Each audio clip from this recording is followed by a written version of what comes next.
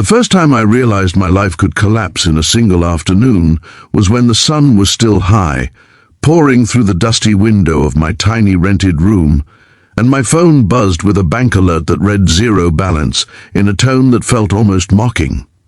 Outside, the city moved like it always did, buses groaning, vendors shouting, children laughing, but inside my chest everything went quiet, heavy and scared, because I knew rent day was coming and I had nothing left to give.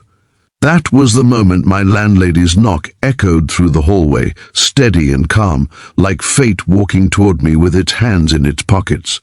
Before the story pulls you any deeper, if you believe in kindness, second chances and the quiet miracles that happen between ordinary people in daylight hours, please like this video, comment your thoughts, share it with someone who needs hope today, and subscribe to the channel Kindness Touch, because stories like this are why this space exists. My name is Ayaan Malik, and at 27, I was doing my best to survive a city that never slowed down for anyone who fell behind. I worked days at a small printing shop near the bus terminal, the kind of place that smelled of ink and overheated machines, where the pay barely covered food and transport. The room I rented was part of an old house divided into narrow living spaces, owned by Mrs. Shireen Qureshi, a woman in her early 50s with silver threaded through her dark hair and eyes that seemed to notice everything without judging it. She lived on the ground floor, surrounded by potted plants and filtered daylight, while I lived upstairs with a single window and a fan that complained louder than I did. That afternoon, when she stood in the doorway with sunlight behind her, I expected anger or disappointment. Instead, she looked at me the way someone looks at a cracked cup they still want to keep using. I explained my situation in a rush, how the shop had cut hours, how my father's medicine back home needed money, how I was trying, really trying. My voice shook even though it was daytime, even though fear shouldn't feel so loud when the world is bright. She listened without interrupting, her face calm, her hands folded, and when I finally ran out of words, she surprised me by sitting down on the chair near the window as if time itself had decided to pause. Mrs. Shireen didn't lecture me or threaten eviction. She talked about her own life instead, about how this house had once been full of noise when her husband and children lived there, how the days felt longer now, how daylight could be lonely too when there was no one to share it with. Then she said something that sounded strange at first, almost unreal. She told me she would cut my rent in half if, every day, I spent 10 minutes with her. Just sitting in the living room during the day, talking, listening, being present. No secrets, no touching, no nights filled with shadows, just 10 honest minutes of human connection while the sun was still up. At first, my pride resisted.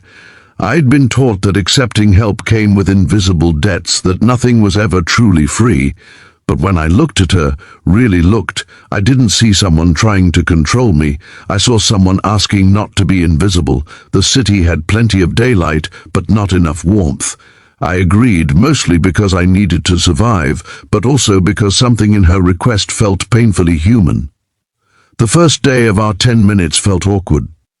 We sat across from each other in her living room, the curtains open, dust floating in the light. She asked about my work, and I told her about the printing machines and the endless paper cuts on my fingers. I asked about her plants, and she explained each one with the care of someone describing old friends. The clock ticked loudly, and when 10 minutes were over, I stood up quickly, thanked her, and left, my heart racing as if I'd just done something forbidden, even though nothing about it was wrong. As days passed, those 10 minutes became a strange anchor in my routine. Every afternoon, after work, I would wash my hands, straighten my shirt, and sit with her while the day still breathed through the windows. We talked about small things at first, weather changes, city news, memories of food that tasted better when shared.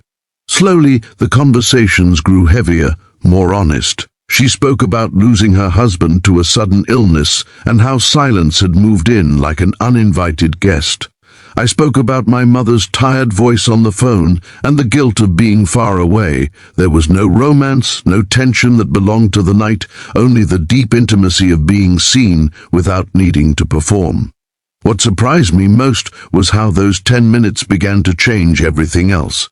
At work, I found myself standing straighter, speaking more confidently, because someone, somewhere, expected to hear about my day. I started paying more attention to my surroundings, noticing how daylight softened people's faces, how kindness didn't need darkness to exist. Mrs. Shireen, too, seemed lighter.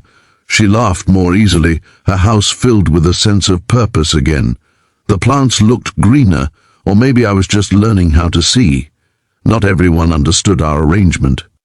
A neighbor once gave me a look that carried assumptions, and for a moment, shame burned hot in my chest. I wondered if I was doing something wrong, if accepting help made me weak. That night, sleep wouldn't come, even though everything had happened under the sun. The next day, during our 10 minutes, I almost ended it, ready to say I couldn't continue. But before I could speak, Mrs. Shireen thanked me. She said those minutes reminded her she still mattered. The words landed softly but deeply, and I realized that dignity wasn't about refusing help. It was about what you did with it. Weeks turned into months. My finances slowly stabilized as my reduced rent gave me breathing room. I saved a little, sent money home, even took an online course during mornings off to improve my skills. Mrs. Shireen encouraged me, celebrating small victories like they were her own. Our 10 minutes often stretched into discussions about purpose, about how people underestimate the power of simply showing up. Always during the day, always with sunlight as our witness, our connection felt clean, honest, and safe. Then came the day everything nearly fell apart again. The printing shop announced it was closing, victims of digital competition. Fear returned, sharp and familiar. When I told Mrs. Shireen, my voice cracked, and for the first time she reached across the small table and held my hand briefly, not as something forbidden, but as a gesture of shared strength. She reminded me that this time I wasn't starting from zero. I had confidence, skills, and the proof that kindness could open doors money couldn't. With her encouragement, I applied for a position at a local publishing house. The interview happened on a bright morning, sunlight spilling across the office floor, and as I spoke about my experience, I realized how much I had grown.